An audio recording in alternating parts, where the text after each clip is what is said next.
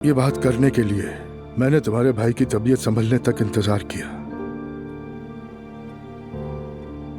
मुझसे नजर तक नहीं मिला पा रही। मैंने ऐसा कोई काम नहीं किया कि आपसे नजर न मिला सकूं, लेकिन जब आप गलत समझेंगे तो मुझे शर्म आएगी। अगर मेरी जगह तुम होती तो क्या करती? जो कुछ देखा उस पर अब तक अंदर ही अंदर कुड़ रहा हूं मैं। एक लम्हे को नहीं भूला। अब वक्त आ गया है। जो कुछ भी सच है कहो, बताओ मुझे। हम अच्छे दोस्त हैं। कैसे दोस्ती हो सकती है एक मर्द से?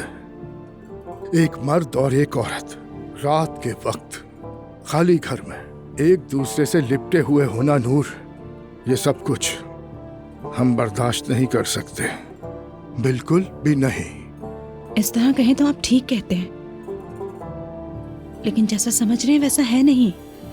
क्या उस आदमी के दिल में तुम्हारे लिए कुछ है?